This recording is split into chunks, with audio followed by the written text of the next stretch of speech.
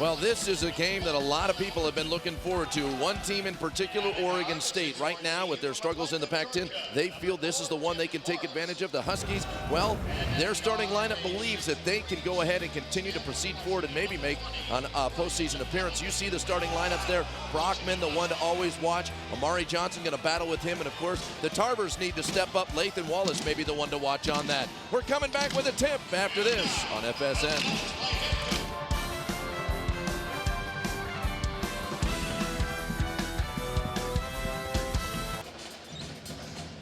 Welcome back inside Gill Coliseum, everyone. It is Pac-10 hoops time. Now, normally, as everybody's cheering and you see the cheerleaders out there, you get ready for the tip. That's how we start broadcasts.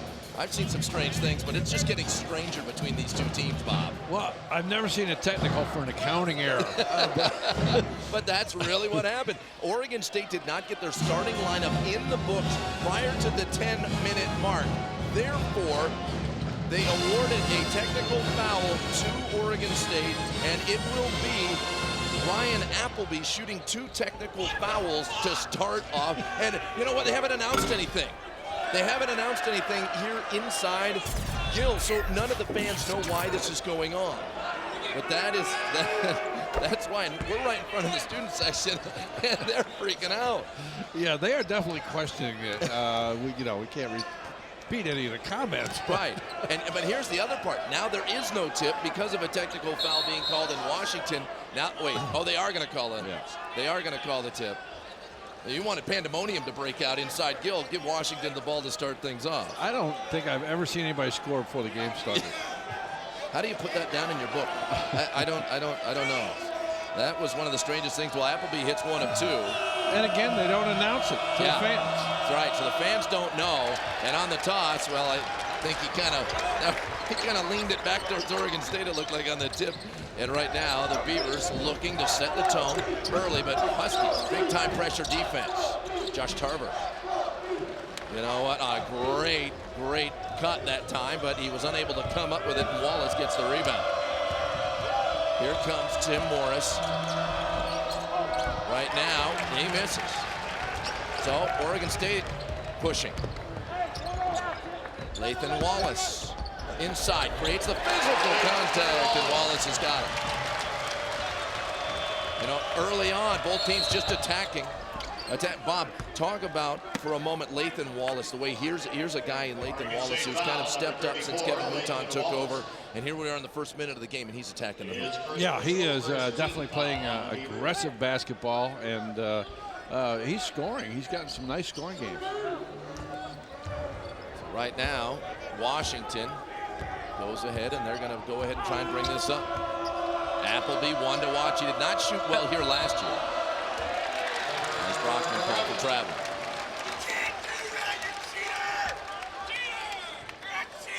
So Lathan Wallace picked up the foul last time down the floor. And, you know, I was reminded by our truck that in '83, George Raveling, when coaching the Cougars, got a technical for warming up with his team. You know, now when working out is more in order, maybe they let it slide, but they opened up that game with technicals also. Wow. So the Beavers get 2 free throws in that game before the tip. Now, here's how good is our staff? Did they make both the free throws? That's what we're going to ask. Here comes Wood inside, underhand scoop, ball tipped away, and Washington cold early. Wallace feeling it. He's got it. Wow. I guess he is coming out hot. How about Lathan Wallace, redshirting last year, so a freshman this year, and he's just doing it all. But Appleby says, you can't stop us that long. He's got 3 now. An uncharacteristic 10-footer. That's out of his range. I didn't know if he'd make it. That's just the point. Normally from deep. And they'll give him 2-pointers all day. And that's something that Oregon State has talked about. Give him the 2. Don't take away that 3. Amari Johnson runs into a brick wall in Brockman, so it gets tipped around. And here comes Overton. Freshman out of Franklin High School. There's that 3. There. Oh, see, that's in his range. That one didn't hit the net or the rim. The other one, you know, grazed the rim when it went in. And how about that for emotion? Appleby feeling it early. He's got all 6 points for Washington and just right in stride. perfect form, feet together. NBA 3, bang. Yeah, Ryan, now watch this though.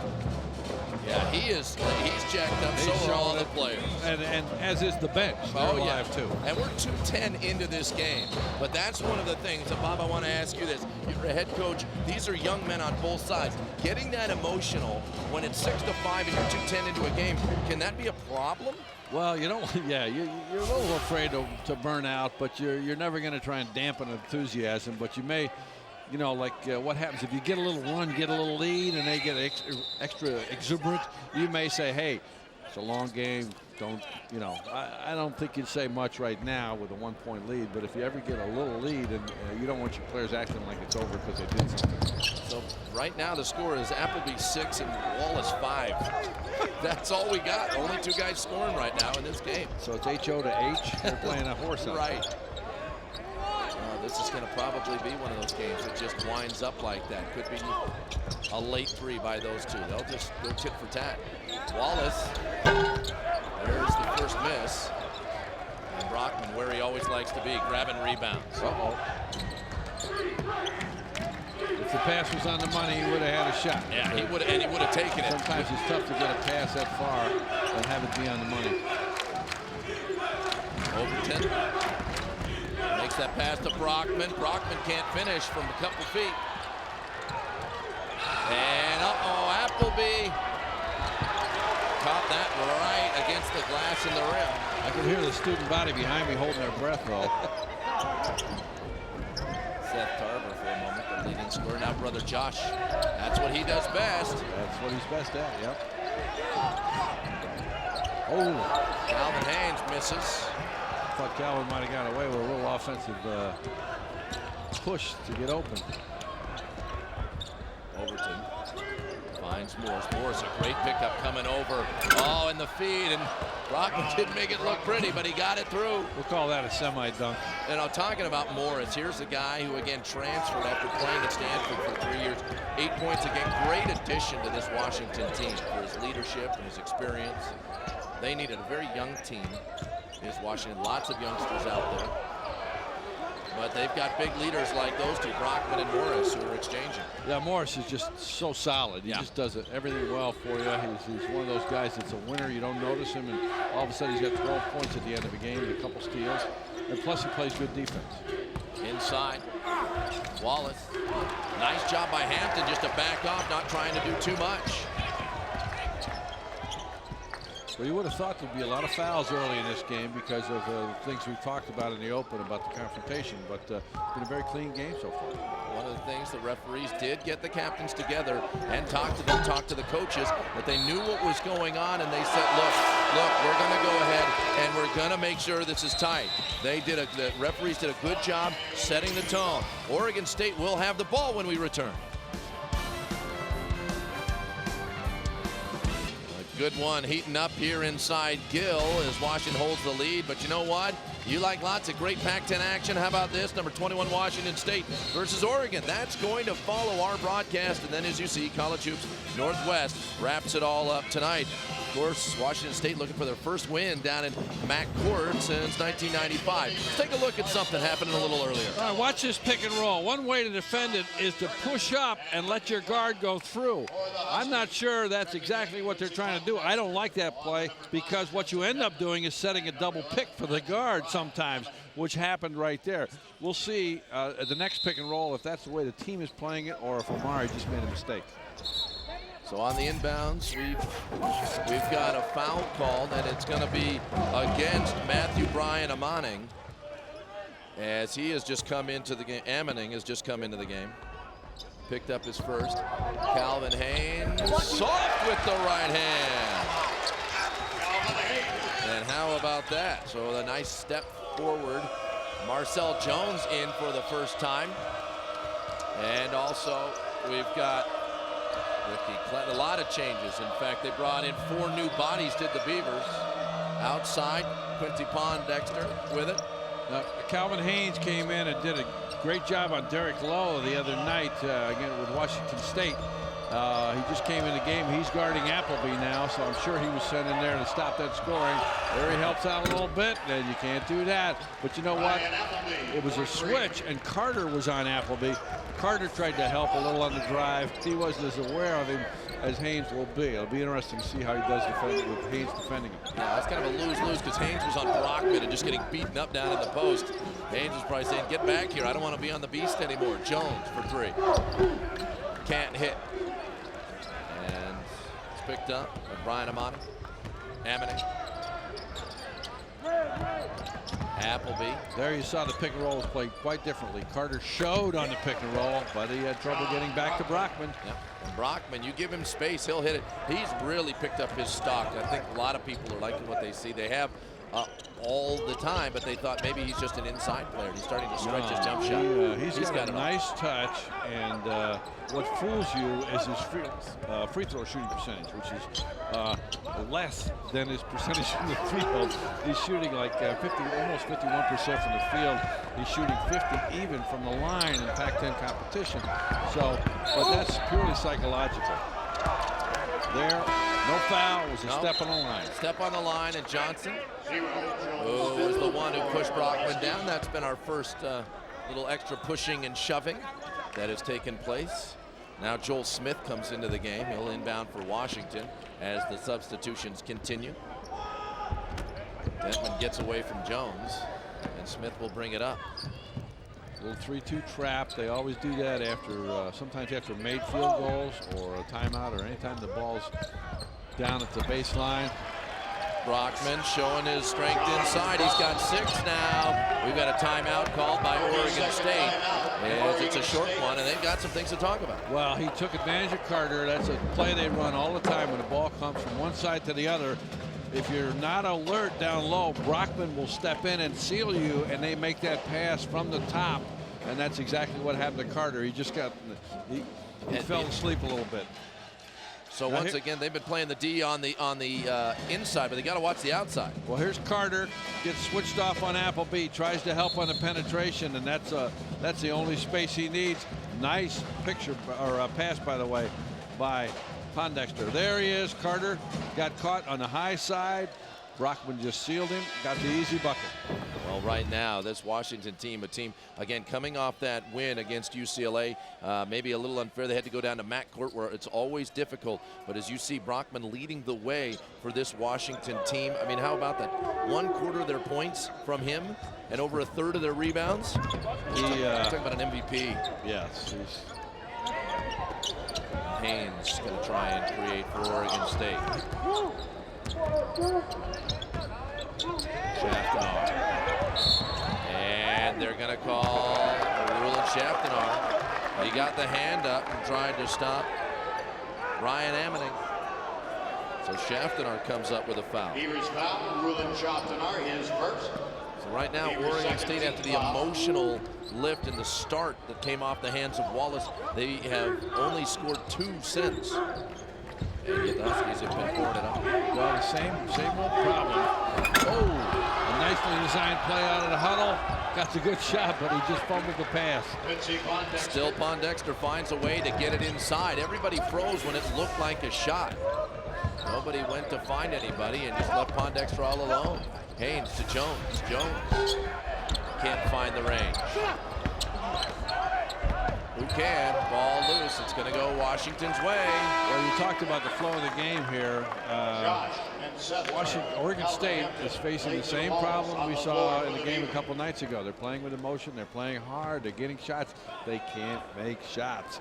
They're 2 for 11 now, with the only field goals coming from Latham Wallace, 2 for 3. They show a little zone now. So Oregon State continues as they like to platoon a little bit today. I mean, you know, they're sitting here bringing in that group that started. They were doing a nice job. Then that subgroup, they couldn't do it. Pondexter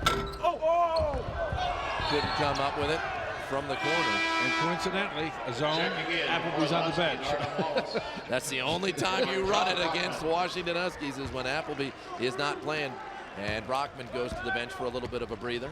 They bring back Artem Wallace, the big body, but it's not Brockman. So right now, let's see if the Beavers can find a way to whittle away at this lead right now. It belongs a 10-point one to Washington. Carter tries to go soft, can't come up with it. Quickly, the Huskies have started to take that energy out of the building. Might get it back with an air ball, but not when they come up with it. It was that Dexter. We'll give Detman an assist on that because that was too bad a shot that they could call it a shot. That's what Detman has to do, though, penetrate. But I question his shot selection when he pulled that one. He really didn't have the shot he liked. Seth Tarver inside. Wallace inside. He creates the contact, and he will go to the line. Can Oregon State get aggressive enough to whittle away that 12-point lead by the Huskies? Let's find out when we return. It's one of the institutions at this institution of Oregon State, American Dream Pizza. And you know what? It's just not a college campus if there is not an outstanding pizza place within walking distance of anywhere on campus. And I want ground beef and onion on my half. If anybody at American Dream Pizza is watching, what do you want? You know what? Do they deliver? Can we get one here? I hope so. A little Hawaiian on the other half. I'm feeling that way. We're at midcourt. We got some funny-looking things on our ears. Two ball guys, okay? Right here, we're making space already, guys. Come on. Again, I bet some of those fans have been over there to American Dream Pizza. I don't think Appleby is, and I don't think his picture's on the wall either. He has been tearing it up early here as he's picked up 9 points. Couple of threes. Look at those numbers. I mean, he only needs 8 more. I don't know that he's going to get 8 more today. Well, you start out scoring before the game starts. Yeah. He was having that kind of day. Lathan Wallace steps up to the line. Doesn't deliver on that one.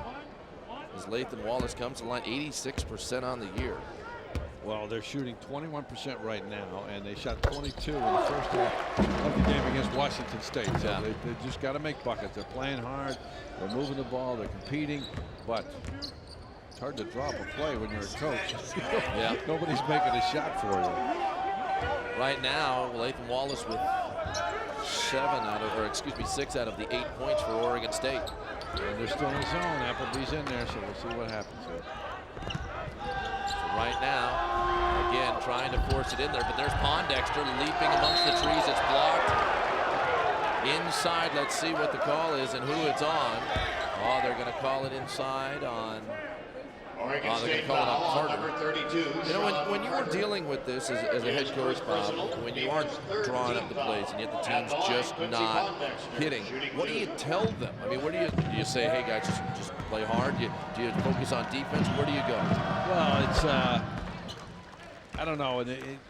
It's so different in the pros because you've got mentally tough guys. You usually have somebody that can make shots on a consistent basis, so it doesn't happen as much as when you're working with and this is a young team. This Oregon State team is a young team, so you know, it's hard for them sometimes to have the experience and the confidence in themselves yet. So, but you know, you try and go inside. They did go inside to Carter, and he got a decent shot. That one didn't go down in either. So it's just difficult. Well, no, but you don't have shooters. Yeah, no, but you did coach the Clippers, didn't you? So you did kind of you had this experience. Oh yeah, yeah, and you know, sometimes it's just it's not a fun thing when you're over there trying to draw something up and you're not thinking, boy, this may not work. Well, right now, Oregon State, again, trying to get something to click, and there's a big battle going on. Tarver's going to fight for it. Dentman's just in his face. And what can Wallace do? Kick out. Tarver to his brother. Right now, Washington going ahead and playing tight. Smith called for a hold. And you know, the other thing that happens to you is if you can't shoot the ball, the defense all of a sudden shrinks the court. Now penetrations are tougher. Throwing it into the post is tougher because they can double team. They don't have to worry about the kickouts. Ricky Klatt comes into the game for Josh Tarver. Banged up his hand a little bit on that last play. Guess the moral of the story is recruit shooters. You can teach them the other thing. It's hard to teach somebody that's shooting and being tall. Tarver wants to be that shooter this time. Isn't. Hampton had nice position but couldn't get it. And we've addressed this in other broadcasts, but Tarver Seth was one of the guys that was really shooting the ball well early, and now he's struggling with it. All right, Pondexter gets another 2 going coast to coast, gets the rebound and the 2, as he's having himself quite a game today. And this time he almost had the steal and had a breakaway, but they're going to call him with the foul. Foul on Pondexter. Good hustle, but he made that fatal error. The referee was signifying what he did was hooked him around the waist, and sometimes that's a easy thing for him to see, and sometimes you don't even have to really pull to get the foul, but it just looks like a foul, even if you don't apply much pressure. In and out, but a nice job by Oregon State going for the offensive rebound, and Hampton pulls in 2. Hampton makes one of the more difficult shots they've had to take. Takes it and drills it. Morris on the wing. Going back, and Hampton knew right where it was going. Hampton did a nice job. He started to react to the ball, saw it was under control, so went back to his own man. Morris had nowhere to throw that ball. Brockman with the block, but it looks like he took out 2 of his players at the same time. They really took the brunt of it. Watch him come back and block this one. Well, we talked about there's going to be contact, and sometimes you don't know whose team is going to be on. So trying to get it. Oregon State. Inside Johnson goes up, and he's fouled. Is that on Brockman? Multiple choice here. I think they're going to give it to Morris here. Yep. They do give it to Brockman. So Brockman comes up with his first, and again, I think this may be one of the ways, and Bob right now, maybe that was something that Kevin Mouton was talking to his team, saying, look, you're letting them push you around, get inside, pump fake.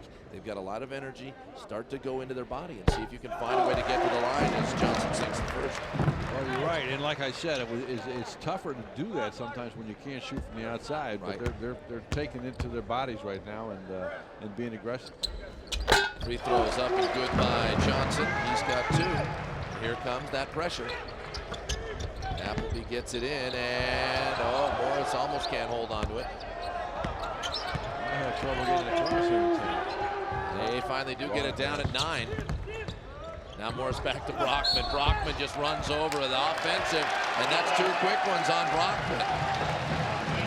2 quick fouls on John Brockman, something that Lorenzo Romar's got to keep an eye on.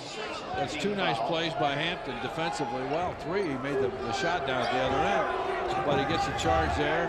He fill in and then causes a turnover. A couple plays before that. I was trying to come up with it in the corner, and Hampton's going to be called for the foul as Overton quickly gets over there to create the steal. And taking a look now, that is their 14th foul. His first personal, Beavers' 14th foul. So now the question is, with Brockman still on the floor, what will Lorenzo Romar? You see his numbers against Oregon State. He's had success, but he did not have success here last year. And I think that's something the Huskies are thinking about. Trying to pick up their 3rd Pac-10 road win. Brockman missing, but what do you do when you miss? You follow your own shot. And he does. He'll get an opportunity to go to the line. Brockman is he's just one of those guys who never stops charging. He never stops moving forward. And sometimes that's a bad thing. But here in this one, he knew where the ball was going and was able to go ahead and create. You see his numbers earlier, 26 points, 14 rebounds. Yeah, sometimes it's a knack to be able to play as hard as he does and generally stay out of foul trouble. Right, and be in control. Yeah, it can happen sometimes, but I mean, he just knows when to apply pressure and when to back off. But here's his Achilles heel so far is the free throw shooting. Well, he's 78 of 143 now, under 55%. But that's not something that'll stop you from playing in the NBA for anybody who's watched it. Lots of people miss free throws in the NBA. Now, Morris comes up with a rebound as Oregon State just stopped, hurt themselves. And, Appleby knew that was in when it left his hand. He started to trot back on defense when he threw it up. 3rd 3 for him tonight. So, bad break for Oregon State. 2 missed free throws turned into 3 points. And this time Klatt tried to create, went in with the body, but no. Here's what Appleby does best: catch and shoot and splash. Remember, everybody, is if you are a Oregon State fan, a UCLA fan, you can catch it live if you've got FCS, Fox College Sports, or FSN Prime tickets. You can catch that game live starting at 7:30. Otherwise, it will be on delay at 10:30 on FSN. Hopefully you kept all that straight. Washington, not only are they leading, but Appleby. Oh, it rimmed out. He'll take it from the Beavers insignia at half court if he's open. Loose ball, Wallace came up with it, and late foul going to be called on Morris. But Washington, 7 assists, Oregon State 1. Well, it's tough to get assists when nobody can make a bucket. 4 for 20 right now. Oh. Tough for them so far, and you talked about them shooting cold. It's a simple difference. Washington shooting hot, 10 of 20, 50%. And 3 from 5 from three-point range. So they're inside, outside, they're hitting it everywhere. Now, Wallace 86% from the line. Here's another Portland product staying home to play here at Oregon State. By the way, the score, Ryan Appleby 12, Ryan Appleby 15. 15 for Appleby. Oregon State has 12. He has 4 3-pointers. Apparently he wants to break the record tonight. He wants to become the all-time 3-point leader for Washington tonight.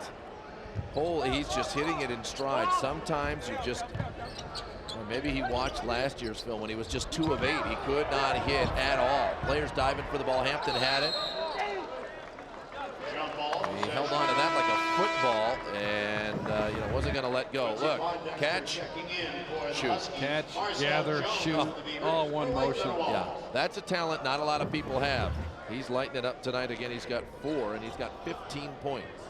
Now there's some players who can shoot it really quick. He is one of them, and that is a knack. I don't think I've seen people try and work on that, but I think it's almost you got to have a knack for that. The only one I can think of, who's the first one you can think of out of the Pac-10 that comes to your mind as Klatt picks up the foul?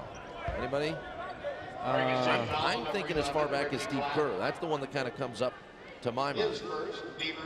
Yeah, there's been some guys in the pro. Ray Allen comes to my mind. Sure. But here in the Pac-10. Yeah. No, I can't think of anybody gets it off any quicker. I know that. And that's just quick. He just won't stop. No. He may take 20 3-point shots tonight. He's now 4 of 7. He's just going to keep letting them fly.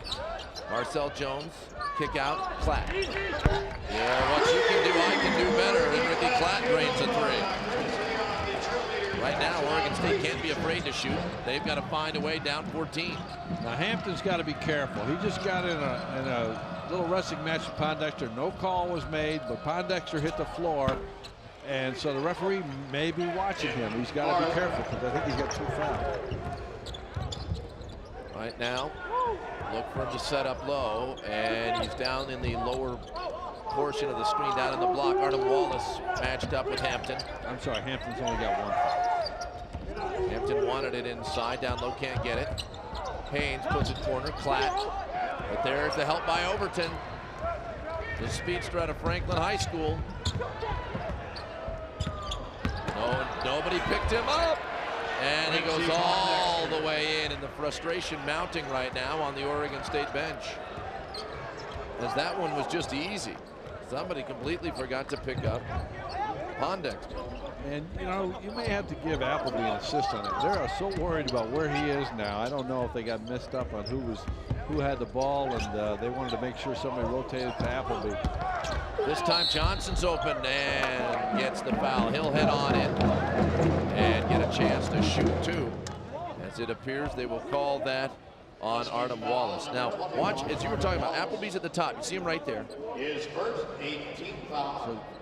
That was a miscue because Hampton and Marcel both were over there looking at Pondexter. They both assumed the other guy was going to take it, and that they just got back. But the guard did go with Appleby. Sometimes you hear coaches talk about youth and inexperience, and we've talked about it regarding Oregon State as Amari Johnson misses the first. But that's a perfect example of where it hurts you, because it's the communication sometimes that's not there. Yeah, it was just... and that's a senior we're talking about and a sophomore. There was no communication. Nobody said, you take him or I got him. They just both looked, both left. Yeah, it's also, that's the type of problems that create problems on the road. You got to be aggressive. You got to go out there and say, I got that spot. I'm going to move into that lane. Well, here on the basketball floor, sometimes you've got to do the same thing. And they did. Johnson hits the second, though, and it's 33-16. So Johnson now 3 of 4 from the line. And Washington brings in some more bodies. One of them, Dentman. Pondexter walks, and he will go ahead and turn it over.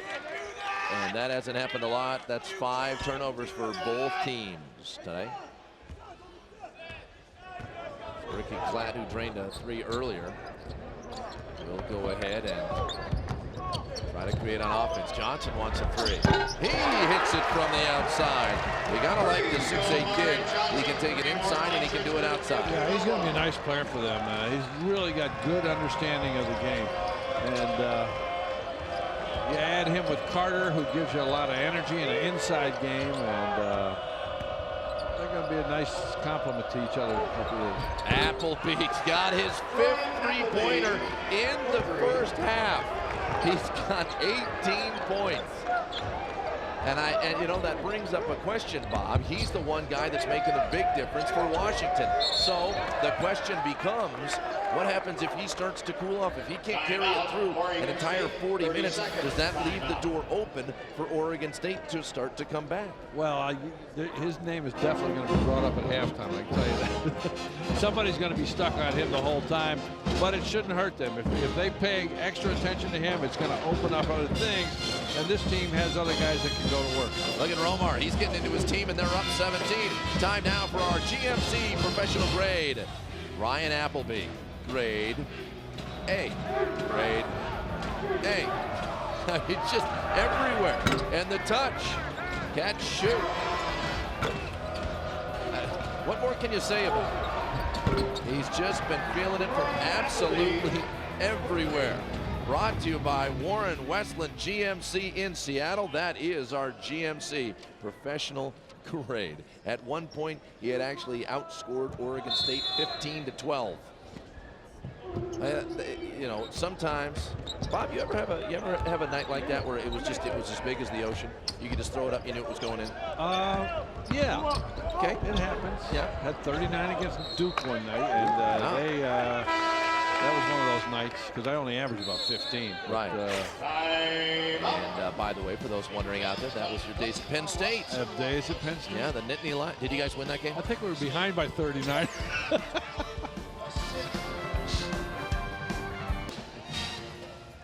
Well, Oregon State trying to pick it up right now as they're getting ready.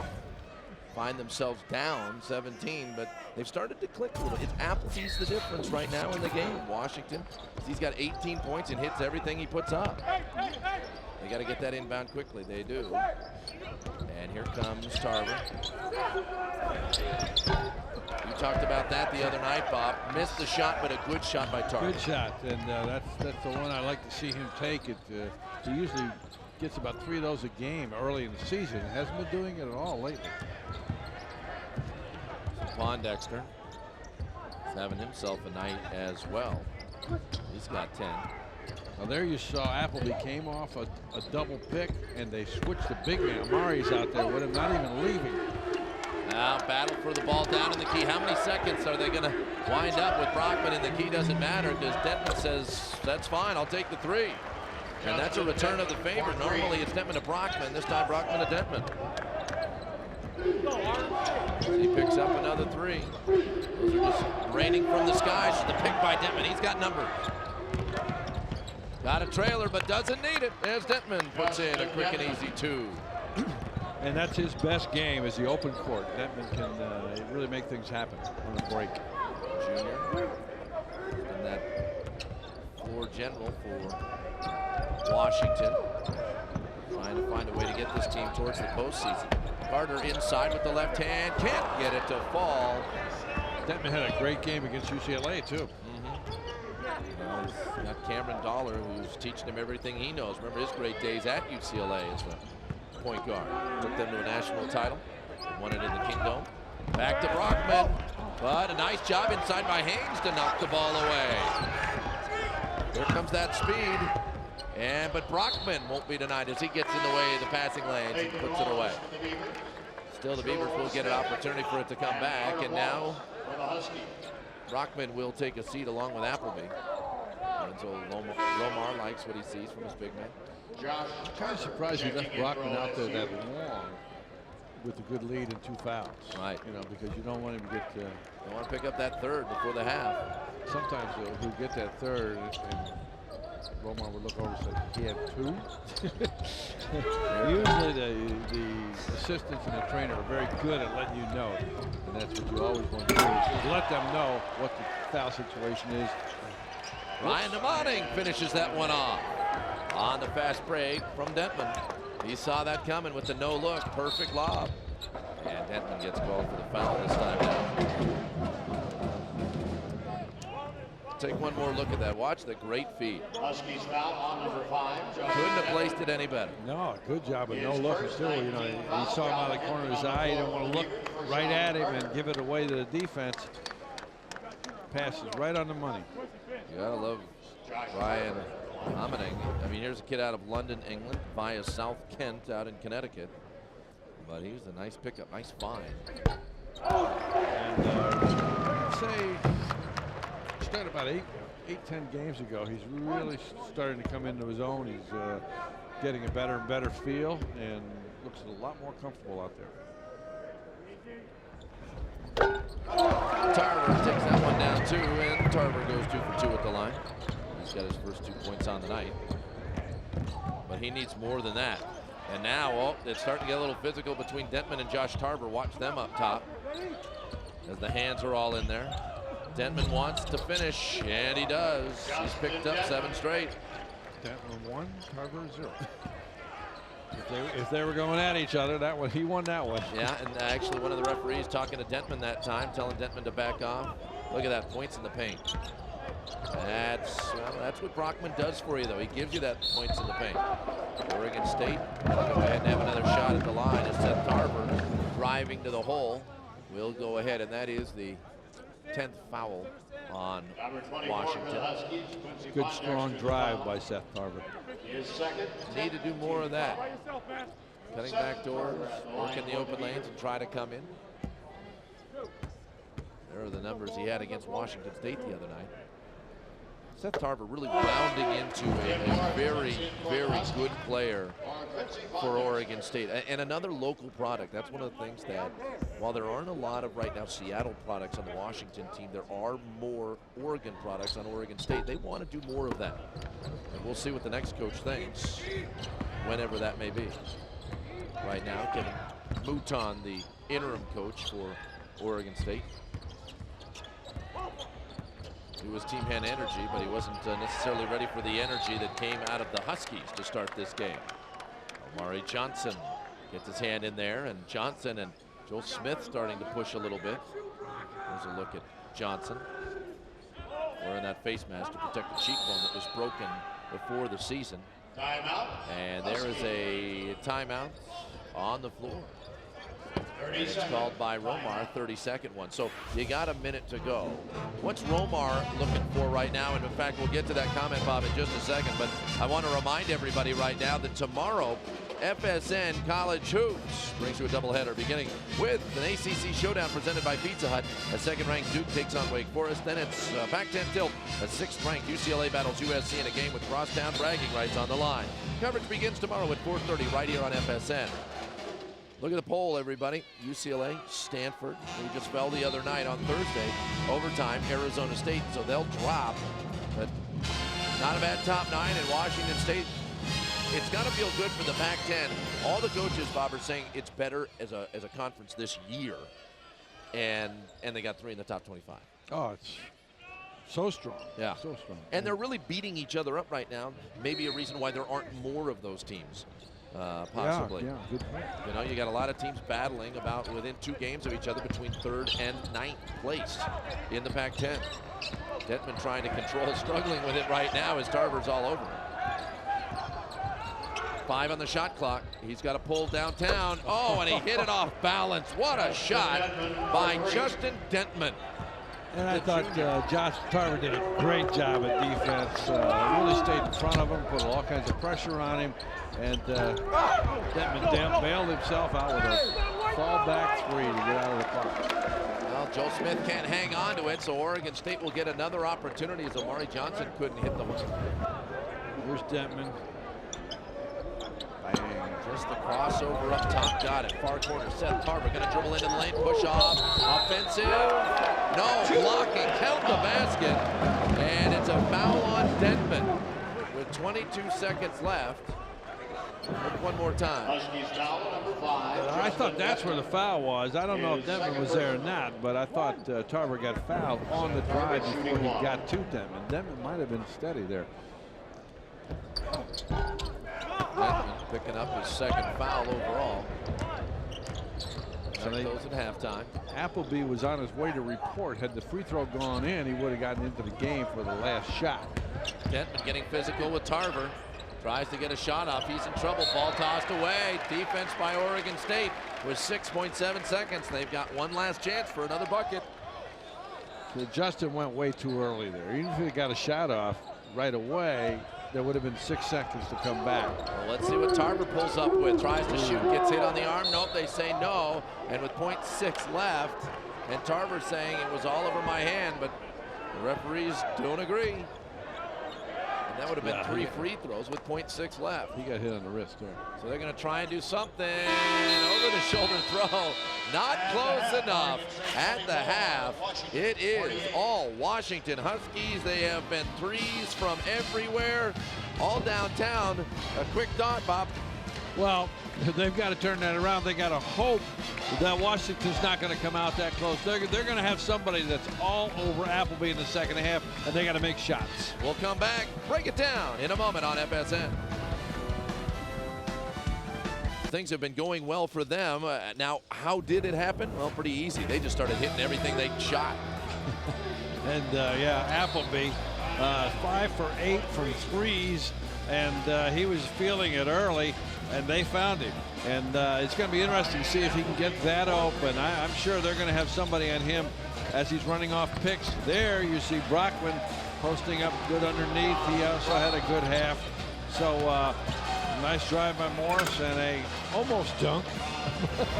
But it counts as 2. And look at the balance in regards to the scoring. Appleby leading the way with a huge night. There's Dentman off the bench. They've got a lot of points coming from their bench play, 22 overall, so they're getting it done. Now, as for Oregon State, how have they been able to get themselves on the board? Kind of a mixture, but one guy's been Lathan Wallace and his aggressive play. Right, and again, he's the only one with 2 field goals, and I think these both happened within the first minute and a half of the game. They haven't seen many more of those after that. They got 2 more threes. There's one of them by Amari Johnson. And so, you know, their leaders are Wallace and Johnson with 6. And nobody else is helping very much after that. Yeah, the freshman in Wallace and Amari Johnson, a freshman as well. Here are the overall statistics. And, you know, yeah, we circle the top one because that one just stands out and knocks you on the side of the head. 58% from the field for Washington. And it's not just lanes. I mean, it's inside and outside. They've been doing it all. They're doing it all. They're driving. They're helping each other. They're also out-rebounding the Beavers by 11. So it will be this team that needs to come out with some renewed energy with everything that went on Friday in between the practices. That little verbal altercation that took place seems to have inspired Washington to come out. Now something else needs to inspire Oregon State as they head into the second half. Well, they've got to make some adjustments. They will be guarding Appleby closer, and they've just got to keep being aggressive and hit some shots. Change the starting lineup. They got Seth Carter in there. So on the wing, Wallace. Let's see what they're going to come up with. Sean Carter and Amari Johnson trying to work it. And Seth Tarver just going to go, and well, he almost got that one to fall, but it's just not been his last week or so. Good D by Washington. They never really gave him anything easy. Wallace working the weave with Morris. Now Brockman inside. Up strong. Gets his own rebound. Put back. That's one of the things that he does so well. It's so difficult when you're battling him on a shot to then get into position to block him out. Well, what happens is he goes up, takes that quick shot, and you go up to, you're flying. Oh, steal by Overton. You're flying to block it, and all of a sudden. And now there's an intentional, and it was definitely a good call by the officials as Amari Johnson went in hard with the forearm on Overton. And really, let's take another look at this. That was really not necessary. Overton had the break. Foul number 24, Amari Johnson. And he wanted the dunk. Fortunately, Overton kept his cool afterward, and he landed okay. Right, and you know, he didn't knock his feet out from under him. He didn't, didn't put him in a position to get hurt. I think he was trying to get the foul so to make him shoot it from the line and not get the layup. But when you get the technical, it doesn't work out that way. You get 2 shots. He had a great game last time. You see the 7 assists, really distributing the ball well as the young point guard of the future. He misses both. And you know what?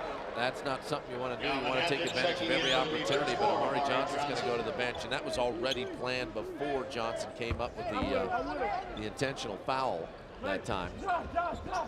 They were all set to bring in Hampton before. Here's Morris. Now the feeling is not continuing. Maybe it will change just a little bit. Washington not hitting all of their shots, and we've got a push off on Tarver. Trying to clear out with the left hand. I think he would have got the call if he hadn't thrown his arm out. I did not see the arm go out. We'll watch it here. I don't see the arm go out. It was there for the contact, but it never went out. And now the big question with this game being a little out of control, what will happen? Will the game get out of control? Will the officials tighten it up? Because that one's put back by Wallace. And a technical called on Sean Carter. Right now, especially Oregon State, Kevin Mouton, the interim coach, he has got to go ahead and keep control of this team. Let's watch again after let's watch Carter. He thinks he got pushed here somewhere. I didn't see it. Brockman, there was a little bit of contact, but I didn't see where Carter got hammered. Would not have surprised me. Yeah, that's right. When you're playing against Wallace and Brockman, yeah, they will, be physical and they'll move you out of rebounding position without a bad foul. But I didn't see any contact there. Well, both free throws made by Ryan Appleby, so Sean Carter gets a technical foul. An emotional youngster. Again, there was a great article written in the Oregonian about the way he plays with such emotion. Oh, it's his own. It's just like serving up dessert to Ryan Appleby, and he hits another three-pointer, his 6th three-pointer of the game. We got to get our stat crew working, find out what the record is. That's right. Not only that, Pac-10 record, and certainly he's creeping closer to the Washington record for career three-pointers. He's making everything he shoots. How about Seth Tarver? Seth Tarver, cue the t-shirt time. But Appleby, he was ready to pull, and he does. And that time just a little bit off. And again, real physical play. And Lathan Wallace lines up in the Washington bench. Schaftenar to Wallace. Baseline, jumper by Wallace. Wallace has a nice future ahead of him. He can create his own shot. Brockman, and those two can as well. Overton just using his speed to get it into Brockman, who finishes.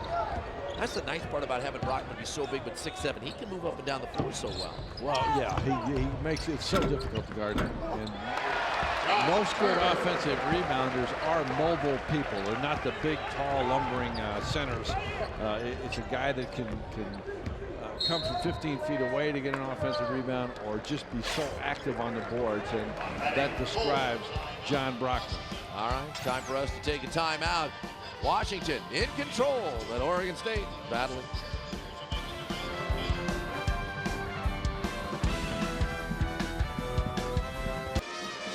You know, on college campuses, they always do it differently. Apparently, it's Halloween for the band here at Oregon State.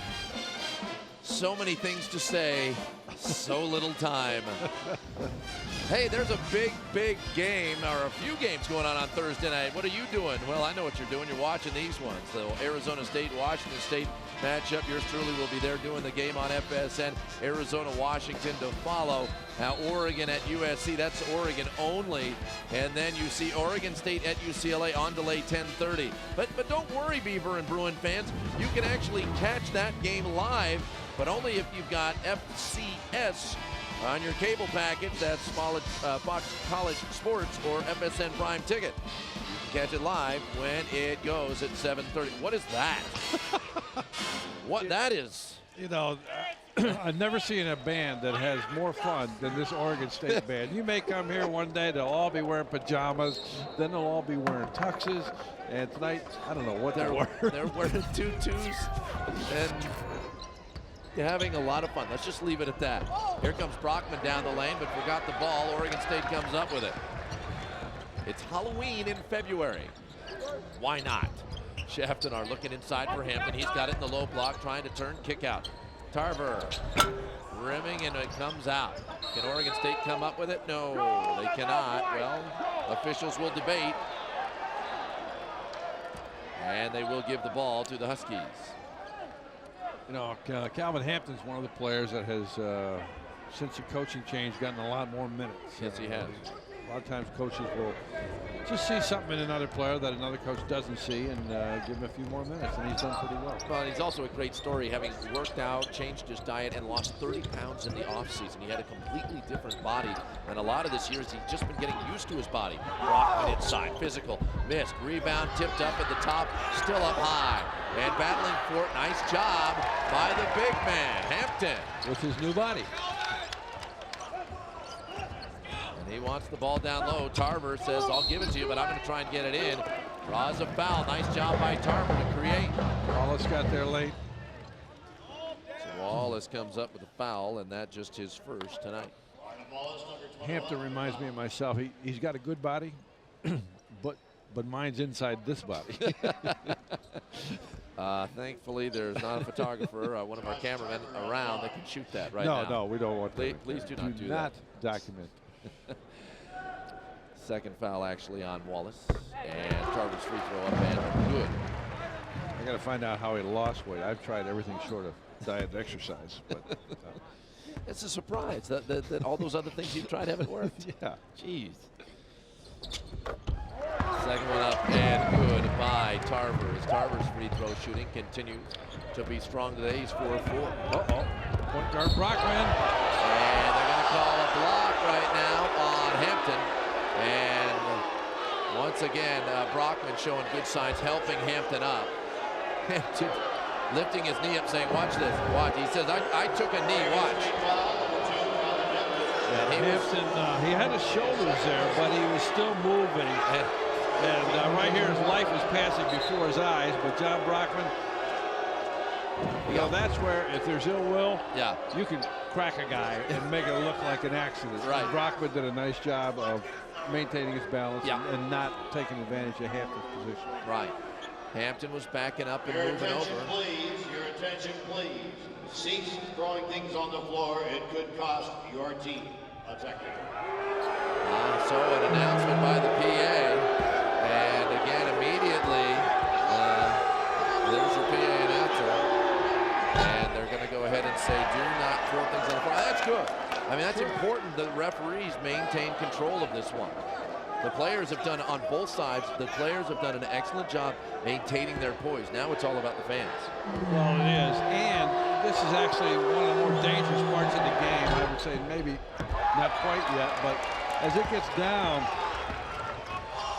the players have done a good job of you know, not letting anything escalate from what happened in practice. But this is a time of the game where you don't want to have somebody mouth off now and reignite everything. Right. Well, and not only that, but the referees tonight, Dave Libby, who's running the show, Bruce Hicks and Tom Wood, they've done a very nice job keeping control of it. But again, as a player, you don't want to mouth off even to them and start to ignite something that can cause a little bit of trouble. Nice job that time on the rebound by Seth Tarver. Because you know the frustration level for the Beavers right now running very high. Yeah. And it will be Pondexter. That will be called for the foul, and for Pondexter, that unofficially his second. We'll be back. Get a moment. Washington State again in control, stretching out their lead. 2 more than they had at the half, up to 26 now. Hey everybody, catch a new episode of Northwest Top 10 tomorrow night on FSN as we count down the greatest single game performances in history, featuring your favorite Northwest sports icons. Northwest Top 10 tomorrow night at 10 here on FSN.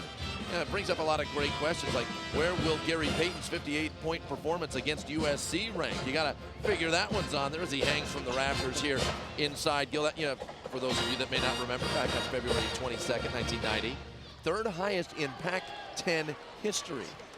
Somebody by the name of Lou Alcindor, Kareem Abdul-Jabbar later, 61 against Washington State, 67, and little Eddie House. How about really tall and really small? Two guys getting the points. Eddie House. He gets 61 against Cal in 2000.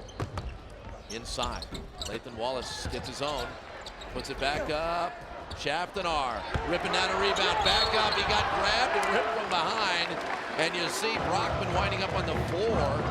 They call him for the foul. And Shaftenar, who's not known for showing a lot of strength inside, bringing it up there. No, but he is tall. And we'll watch this one. He gets battling for position there. Keeps it alive. It comes up with it. I thought they were not going to call that foul. It was kind of a late whistle, but I thought a good whistle. So that the third on Brockman. Pondexter also has 3 now.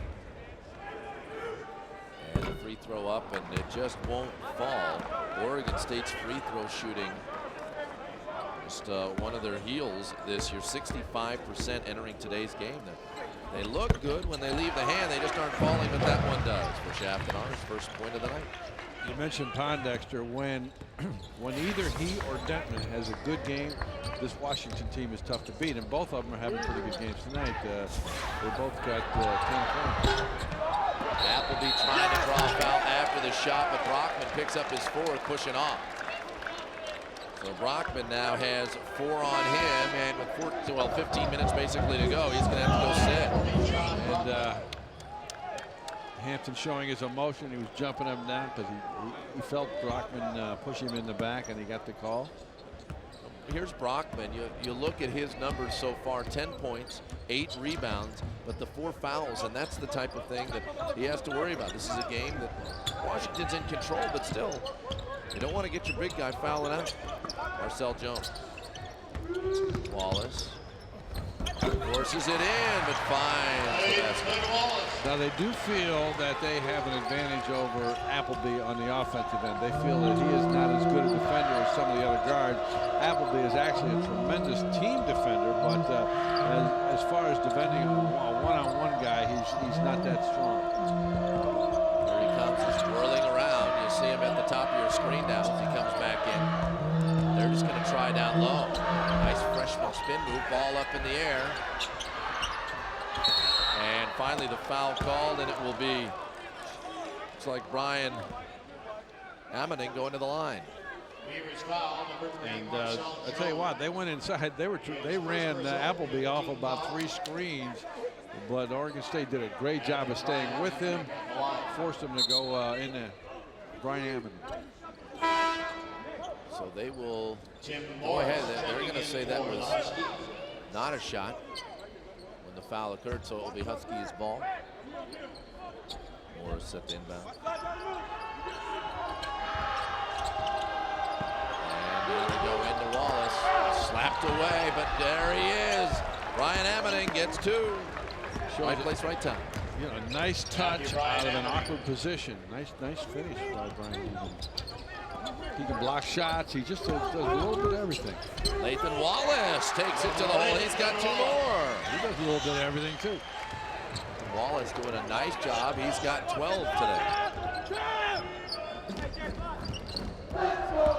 Detman will try to counter, and Klatt comes up, and he's got numbers.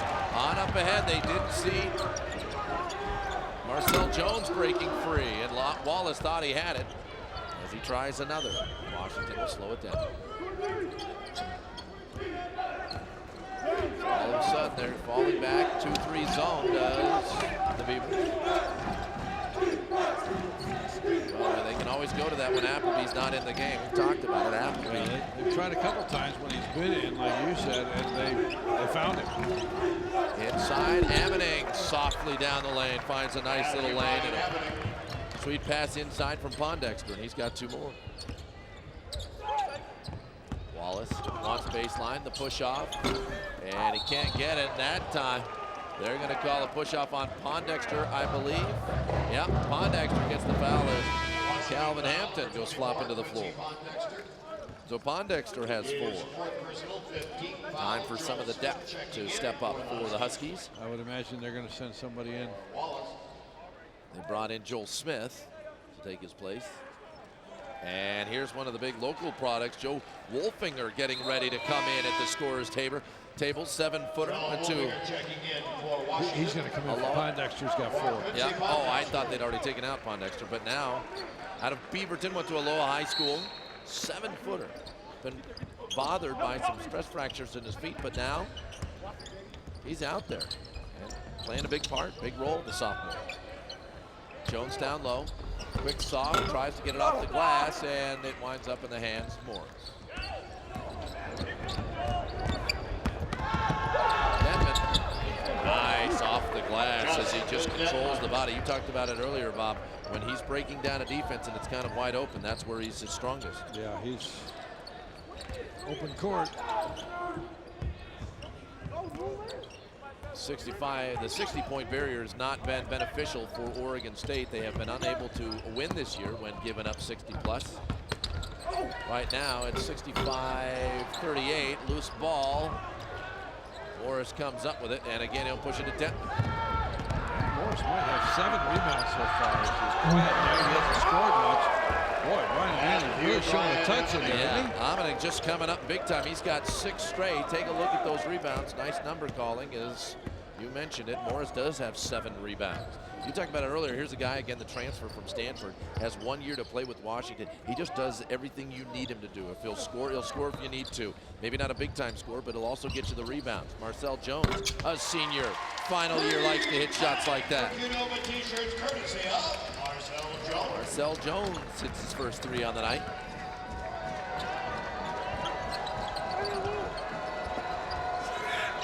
Wolfinger is playing the big guy setting the screens. Wolfinger calling it. He's got a little bit of a height advantage, I think, down there. As Klatz was guarding Wolfinger down in the post. Here's a look at Brian Ammoning. Oh, the nice fake and finish.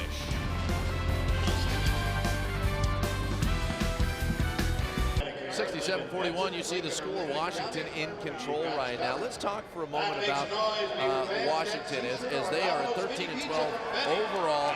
They're trying to step up and make a statement here late in the season, Bob, because they want, at the beginning of the year, they felt they would have returning players enough to maybe allow the NC2A tournament committee to pick them. They're 9th right now in the standings, as you see down there. If they can pick up a 5th win today, then really, look, they're only 2 out of 3rd, but is that something the committee could even consider in the fact that they would only have 14 wins if they're able to finish this out today? Well, I think they're going to continue to get better too, right? Because yeah, you put them 1 more win tonight, and unless there's a fire in the building, they're probably going to get it.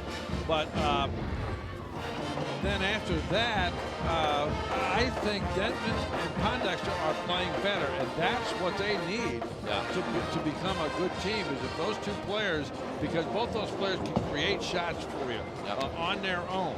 And so if those 2 are playing good, you know Brockman's steady, you know Appleby is steady for probably 4 out of 5 games. He can be shut down, but when you shut him down, you really hurt your defense, because you're assigning a lot of people to him.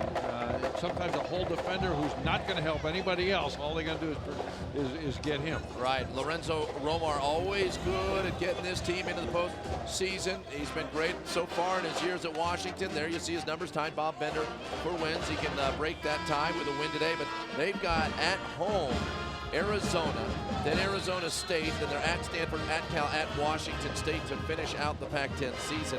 And the nice part about that is that there's 2 ranked teams in there. but Lorenzo Romar has to go ahead and get at one of those to be a win. Apparently, along with picking up 3 other, he's probably got to go 4-2, maybe 5-1 down the stretch to find himself in postseason play. Well, yeah, and it's within reach. It's not out of the realm of possibility. You know, as I said, I think they've got some guys like Brian Manning is playing better now. Yep.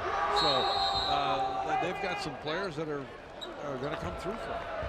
Right now, again, you know, and it's always 30-second timeout. the 30-second timeout called. But here's Lorenzo Romar. The last 3 years, he's had a player picked in the first round of the NBA draft. I mean, think about the players that if they were still playing there. Spencer Hawes was back with his team this year. If you had somebody like Brandon Roy wouldn't be there, but at the same time, I mean, if he's played out his entire career, and in fact, he did play out his entire career, but then you got Nate Robinson. I mean, you've got unbelievable players that have come through. He's just kind of rebuilding it a little bit, reloading a little bit, if you will, right now. Right, and you know, I think the Hawes thing really hurt him because he would have been very good this year. So, you know, Morris gives him a steadiness. So, you know, I think this team, you know, plus they were snubbed last year. I think the NIT knows them. Yeah. They owe them. They sure do. And right now, you know, and Washington is about when they feel they are owed something. They'll come out and play with passion. That's the way they've been playing today. They felt that maybe they owed something to Oregon State. And how about Tentman just saying, no, I'm not going to throw an alley-oop. I'm just going to throw it down. Another 3 for him is 3rd of the game as those numbers continue to skyrocket. Now 9 of 16 is Washington from deep, and Appleby's getting ready to come into the game. Amari Johnson from the other end. You know, you talk about, and we talked about Washington a little bit here with 10 minutes to go, but Oregon State, we talked about their youth. There's going to be there will officially be a coaching change made. Now that may be Mouton staying, and Wolfinger hits from 3, 7-footer. I mean, come on, you know it's going your way when your 7-footers firing in the 3. You know what, though? That's his shot, and when he's playing with an inside player like Brian Manning, that really stretches you out. It gives that big guy that can hit the 3-pointer, gives you another element. I like it. And certainly working for Washington. They are officially 10 of 16 from deep. Morris goes to the bench, and Appleby comes in. You started talking about Oregon State and Wallace and Omari Johnson. Those are some good players at the youth, and I think Haynes is a good young player. He's got a lot going for him. You got Seth Carver, who had shown signs this year of really turning it around, and then he hit a snag. But if he can come back next year playing like he did in the beginning of the season, he's got pro potential. He was awesome early, and just kind of lost his confidence. So they've got again out on the floor right now. We got a hand check. They've got Marcel Jones, senior. And right now, I mean, this team, again, is looking for something to hang their hat on, because this may be one of those years that they're not going to want to remember, but it will be one that inspires this team down the stretch. They will say, all right, those struggles, let's build on those struggles. Other teams have done it. Here are the free throws. Both teams struggling from the line today. Well, I believe you were talking to me a couple nights ago when Washington State was here. You said, hey, Washington State was a team that was like Oregon State a couple years ago. They were getting beat by everybody, but they had young players, and they all developed.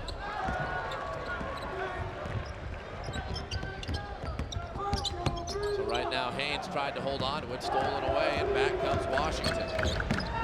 Denton twisting, turning, hitting. I don't know if I'm believing that one. He looked like he was looking to his left to pass that ball. There was nobody there, so he threw it up. I don't know if I saw that right. He has just continued to perform at a high level. Shaftenar gets hit hard, and that's going to fall. Count the basket. Heard the slap out here. And we're talking about some big basketball players. You got 6'10" pump faking a 7-footer at the 3-point line. Watch this one again. Pump fakes a 7-footer. They got that one to fall, so Shaftenar going to go ahead and. Now that's one thing Wolfinger is not good at. He's got to realize his limitations. He ran by somebody else a couple plays earlier and let them penetrate. When you're that size, you can't play defense like everybody else. You got to keep that ball in front of you and make them shoot over you. Here's a lot of picks for Appleby. Is he going to get loose? He got Yeah. loose. Oh, that's just money in the bank for Ryan Appleby. Can you believe it? He's got 7 threes tonight. There was 2 picks for him to come out to the right half of the court. He was being overplayed, so he just read the defense and ran out to the left side. He got a wide open shot. And there's Wolfinger again, not realizing his limitations, gets drawn by Schaftenar. Yep. And he'll go to the line.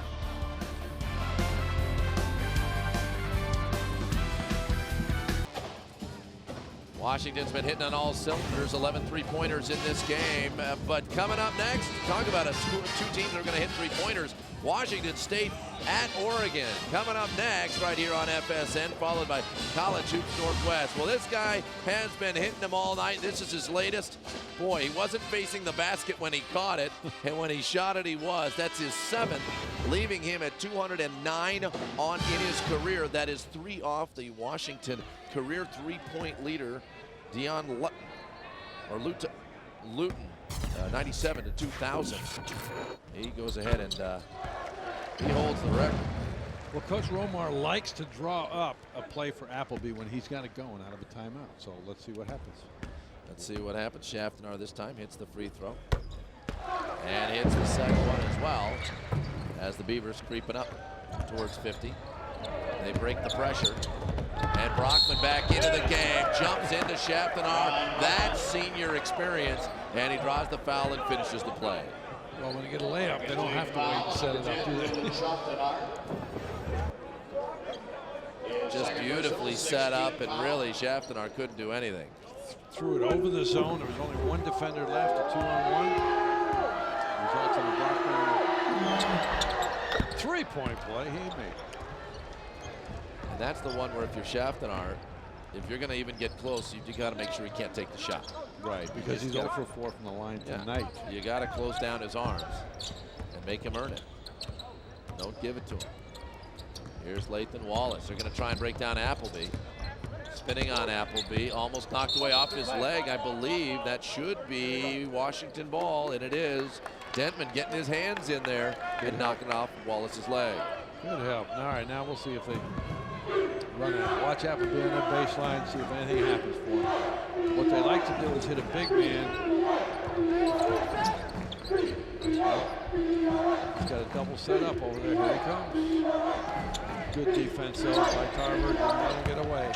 And a nice job by Schaftenar to come out and force Wolfinger on that three-pointer. Put it a little high. Josh Tarver. In and out. How many times have we called that tonight? For Oregon State, it just has been tough on them. Dentman, Brockman, finish, good. Just pretty much a set play for them. Brockman just sets up, and when he sees a guard go by, he just rolls down the lane. Wallace with the reverse. Nice use of the underneath. And Lathan Wallace having a nice night. 14 points for him, a freshman. Redshirt freshman.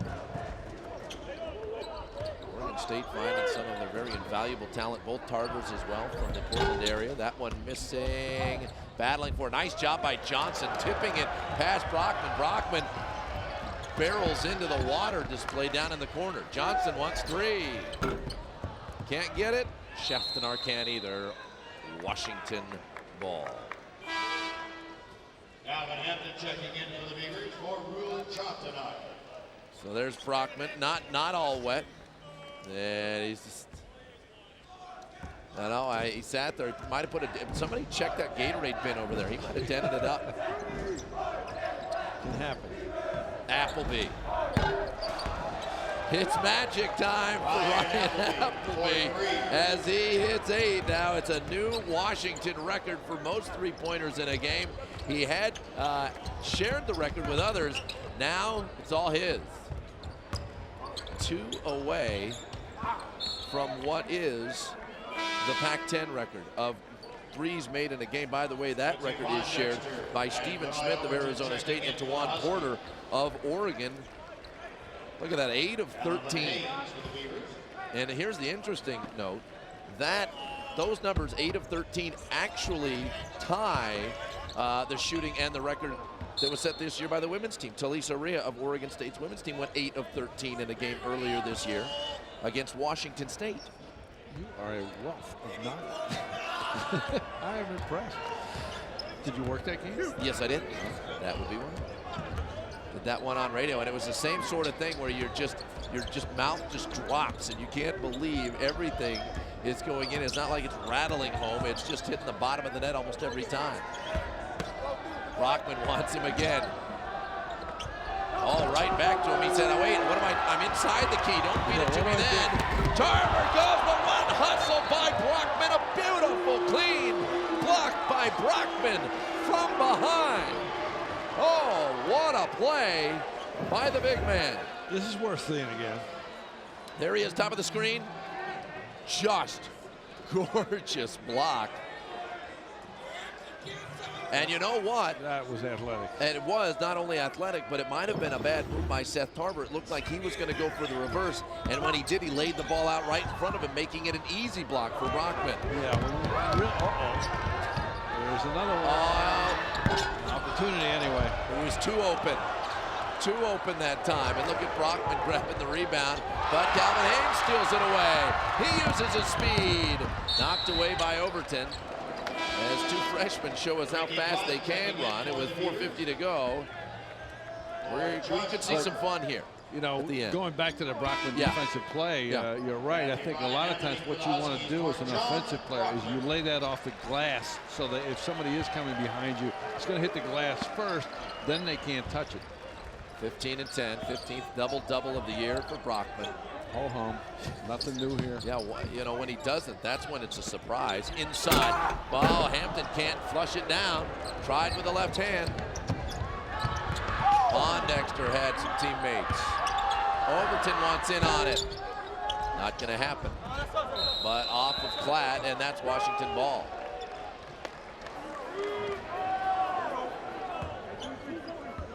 There's Ammoning, Brian Ammoning, Matthew Brian Ammoning. He's had a tremendous game tonight as well. Out on the floor, 8.7 rebound. And another one.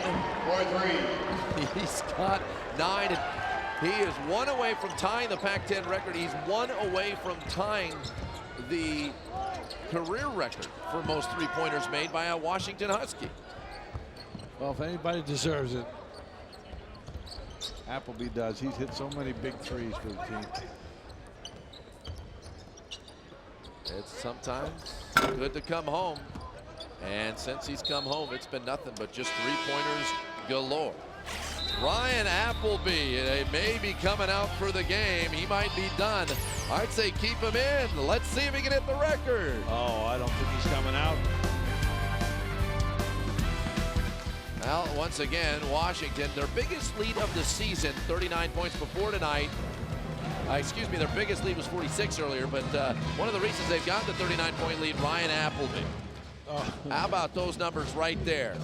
I mean, Luton in 4 years got 212, and in not even 3, Appleby's got 211. Yeah, he 32 points tonight, and hopefully he won't be finished yet. Hopefully they bring him back and give him a shot at getting the tying the record. Well, I know. Breaking it. Yeah, you know, I know in some ways, but then you've got to talk about, hey, you know what? It's a class move by Lorenzo Romar, because he's not trying to stick it in the face of Oregon State. He's saying, you know what, you did a great job. You set the individual, and again, that's one of the things that Romar's about. He knows what's going on, and there's no reason for him to stick it back in. If he was close, that'd be fine. But records happen. Indeed, but you don't want to have records happen in a blowout game. You might. We'll see if he comes back. We'll see. A lot of times, you know, you want to reward your player and give him a chance at a record like that. All right, I put you coach's hat on. You're across that bench. You're where Romar is. You put him back in the game. I throw him back. Okay then. How much time left? Would you have him in the game right now? Put him back in 30 seconds. I'd give him another minute. Give him 2.5 to get it off. Oh, nice rebound that time by Smith as somebody forgot to box him out. 3-pointers on the year for Appleby. He's up to 57 now. Oh my, how about that finish by Brian Ammoning. If you don't want to run it up, you take him out. Nice and that is a freshman. And that is, that's impressive. And again, South Kent High School. He played basketball against, with Calvin Haynes, who's on the floor for Oregon State. Those two both played at the same prep school out east. That's kind of scary to imagine how good they were. Oof. With Haynes and the quickness just feeding to Brian Ammoning. Oh my. So here's Overton trying to get it and finds a way to get the shot off, but he was hampered. Watch this one more time. Great fake. Little eyebrow fake, and Hampton goes running past him. That's an amazing. You look at that and you think, wow, that's a young 18-year-old body. Look at the arms on that kid. Yeah, he's going to get nothing but better. He's bigger. Block shots. I mean, he's shown. You know, now he puts it on the floor. Yeah, plays a lot taller. Plays a lot taller than he actually is. Yeah. Saw some great touch around the hoop. Offensive rebounder. He's bringing it all. They list him coming in at 6'9", 235 as a freshman. Loose ball. Platt's got it. Here's another freshman. He finds a way to put it up and in. And Amari Johnson. Johnson having himself a nice game tonight. He's got 9. Pondexter with the feed.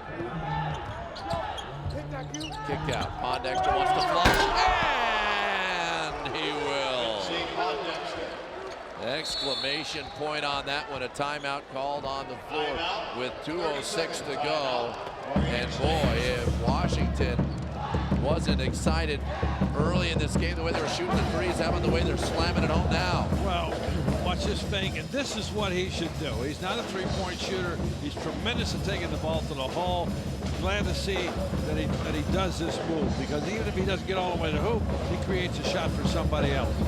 Very athletic player. I love him. Coming up, we might see some plays like that. We know we're going to see an outstanding game. Number 21, Washington State versus Oregon down at McCourt in Eugene. Washington State looking for their first win there since 1995. And, you know, that is one of those games that is really important here late in the season for both teams, as it is Washington State holding on to third place right now with 7 wins in the Pac-10. They'd love to go ahead and find some more. Time now for getting it done on the boards. That's our guy, John Brockman. He picked up 10 boards tonight, so he is our getting it done on the boards, brought to you by Dunn Lumber. But again, an important one for Oregon a little bit later tonight as they try to keep themselves battling for the upper half of the Pac-10 division. There you go. That's one young star, upcoming star against another right there. And those guys are going to be seeing a lot of each other over the next couple of years, Johnson and Brian Manning.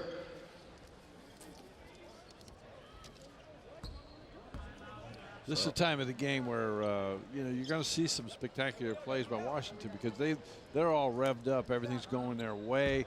All of a sudden, Oregon State just, the airs kind of come out of them, and they may not play defense as hard, and you get to see those drives and the dunks.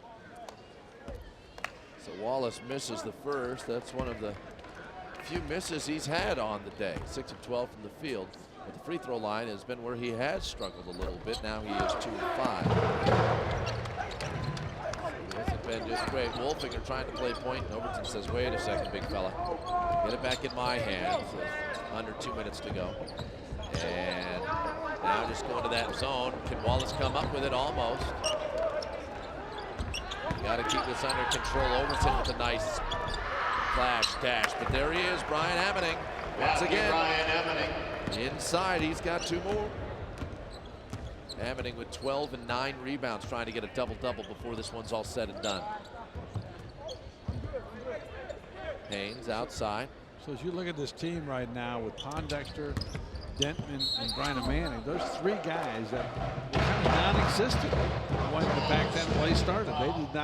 They were not major contributors, and if all 3 of them come through here in the tail end of this Pac-10 season, you know, it's not inconceivable we see them playing after the season is over.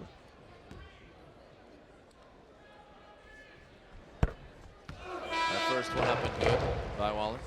Tim Morris on the floor for the Huskies for Joel Smith. Coach Romar was over there just talking to Appleby, and he's probably asking him, what do you think? Do you want to go in there and take one more shot? Listen to you project. You're projecting. I was reading his lips. That one's missed. Grab by Brian Ammoning, and he's got a double-double tonight, as he's got the 12 points and the 10 rebounds. We are under a minute to go. Ammoning once more, but he can't get it. 97, they're going to keep them away from 100 points. And I think that's what Oregon State desperately wanted. That one put back by Hampton. He's got 2, but now there's still time left with 44 seconds to go.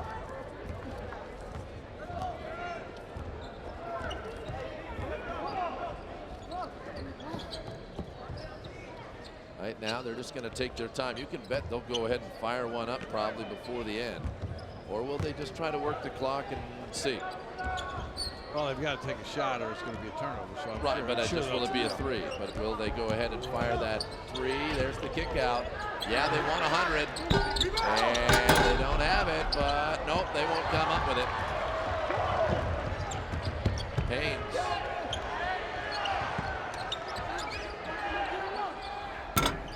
Hampton can't convert, and this one's going to wrap itself up tonight.